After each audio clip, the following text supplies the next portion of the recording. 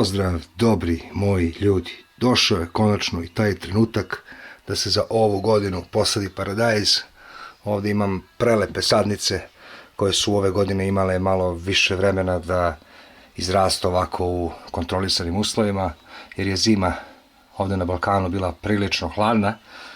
Noći su bile dosta hladne da bi se sadio paradajz, ali evo sada se vreme konačno stabilizovalo i vreme je da posadimo ove lepotice u mjestu gdje će provesti narednih 3 mjeseca, a vidjet ćete i kako. Danas ću vam pokazati apsolutno siguran način sadnje paradajza, kako da dobijete mnogo uroda i da nemate nikakvu bolest. Dakle, ovaj video će biti malo drugačiji, bit će onako spoj organskog i neorganskog, kako bi se zapravo pokazalo ko je to ultimativni način za sadnju paradajza bez jedne potencijalne greške. Idemo. I evo nas u moje bašti gdje ja inače sadim paradajz. Kao što vidite ovdje, iskopao sam 20 i nešto rupa, ostaje mi još malo, to ću sutra, nemam više snage i to je najteži deo posla kod same sadnje paradajza, je da iskopate što širu i što dublju rupu, kako bi tu rupu nahranili sa što više hrane. Samim tim će paradajz izrasti krupniji, a i što više uradite jedne godine, to će značiti sljedećih godina.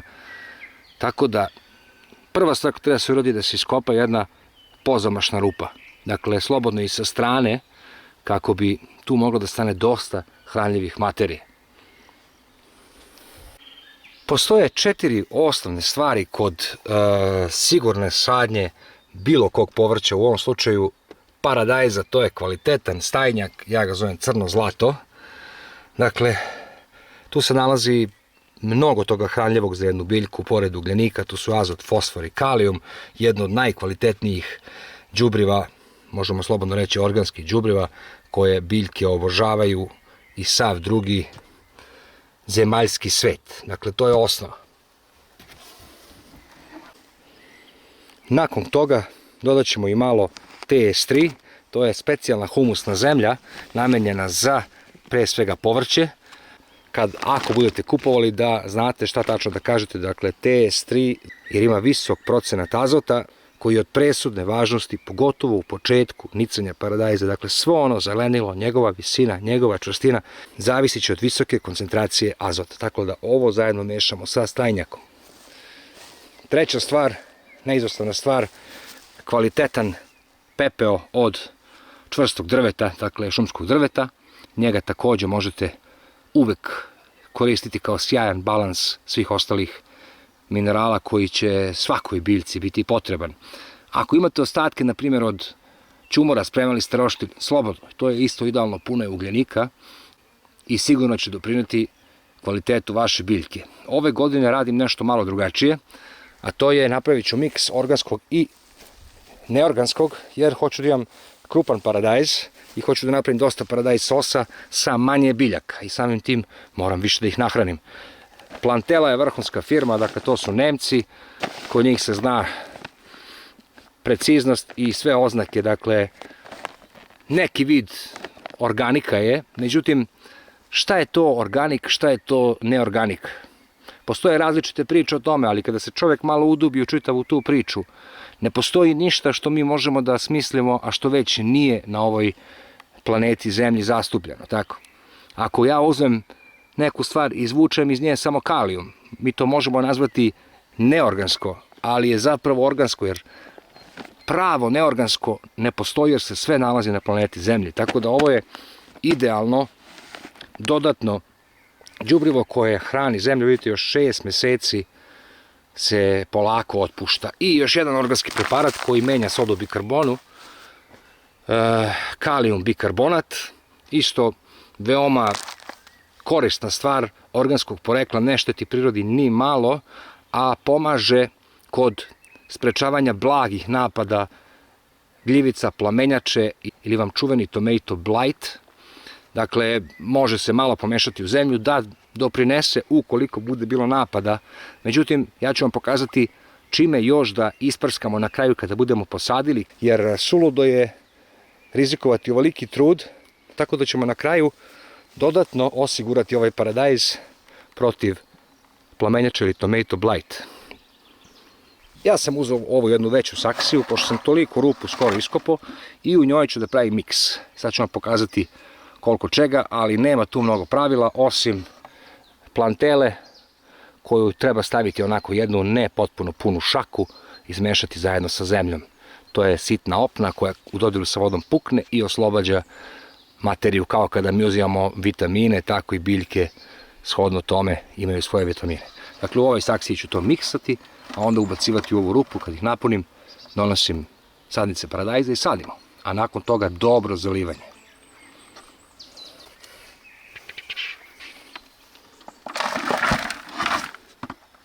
Slobodno 2. U zavisnosti naravno kolika vam je rupa, sve zavisi od rupe, toliko ćete stavljati.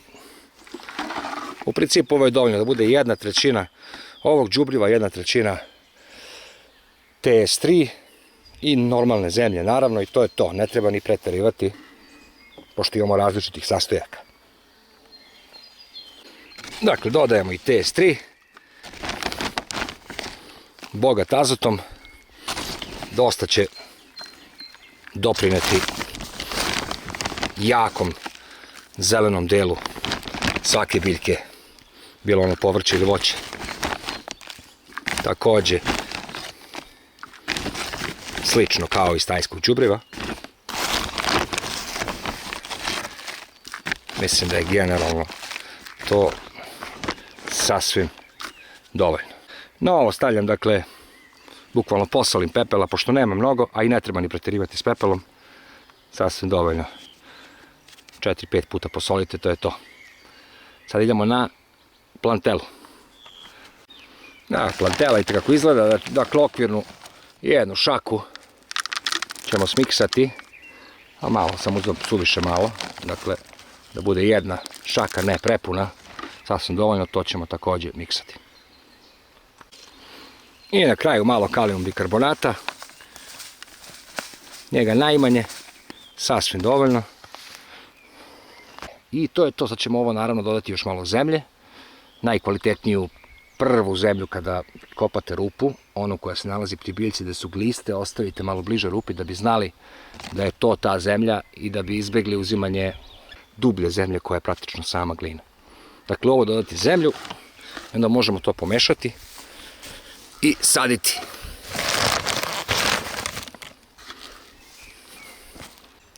U ovom slučaju meni je to ovaj deo zemlje, kao što vidite tu je i ostalo još dosta đubriva od prošle godine. To je ova najbliža. To je ova najbliža koju sam stavio najbliže rupi. Naravno možda ću dodati još. Neka bude malo zeleniša i ovog sitnog korenja da malo privuče gliste, mada će gliste same doći čim osete hranu. To je to. Sad to da promešam. Naravno, kad smo to promešali, napunimo rupu. Još ćemo je posle dopunjavati nakon vode, sigurno. A možda i ne, vidjet ćemo. Dakle, kao što sam rekao, jedna saksija. Maltene sasvim dovoljna. Još plus malo dopune da ispuni ovu ogromnu rupu. Što je super. Ovo je prvi i osnovni korak pripreme pred sadnju. I evo, najteži deo posle je završen. Rupe su popunjene mešavinom onoga što ste videli i sada je vreme da posadimo sadnice paradajza. Ove godine smo se odlučili za malo standardnog volovskog srca i uzeli smo nekakve specifične stare sorte ljubičastog paradajza, jer smo čitali da je mnogo sladak, onako ima tačno savršen odnos slatkoće i kiselosti. Prilično je stara sorta i eto, radujemo se što ćemo je ove godine isprobati. Ima još jedna, ali nju sam iskreno zaboravio kako se zove. Dakle, ima 3 vrste paradajza i vreme je za ubacivanje ovih lepotana u svoje gnezdo gde će provesti, pa boga mi, 3 i nešto meseca. Dobro, to već svako zna, gledajte samo naravno ko ima kap po kap gdje su mu rupe i tu naciljajte paradajz. To je najbolje mjesto da mu što bliže dođe koren do ovog ovdje lista. Dakle, ceo ovaj deo do ovdje. Možda bi moglo i do ovdje, ali da se ne bi suviše gušio, da ne bi bio u stresu. A i ovaj deo je sasvim dovoljno dugačak, s obzirom da će on rasti, bit će tu sasvim lep koren. Evo kako to izgleda, dakle, uz same one donje listove.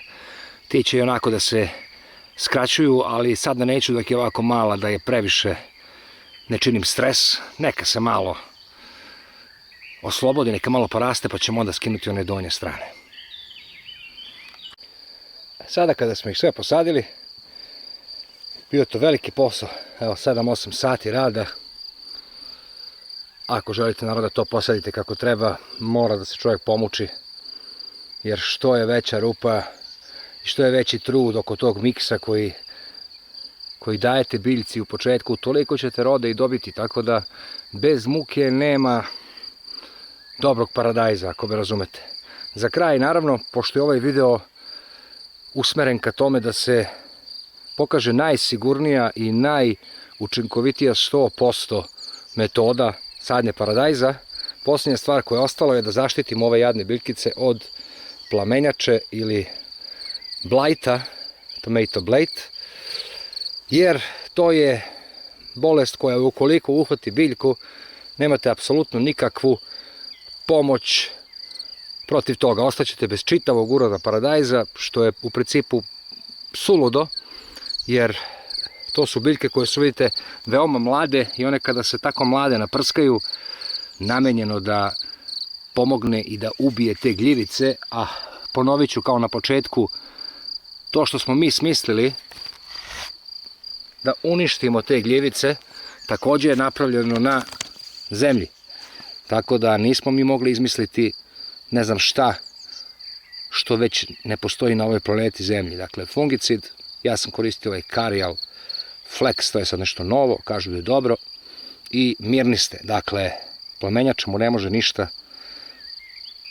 Sve ostale metode organske mogu da zaštite, poput ovog agrotekstila ili malča, čega ne, i nekih organskih preparata, ali ukoliko je plamenjača ili blight jak, ako je jak udar, nemate nikakve šanse, jedino imate šanse sa ovim.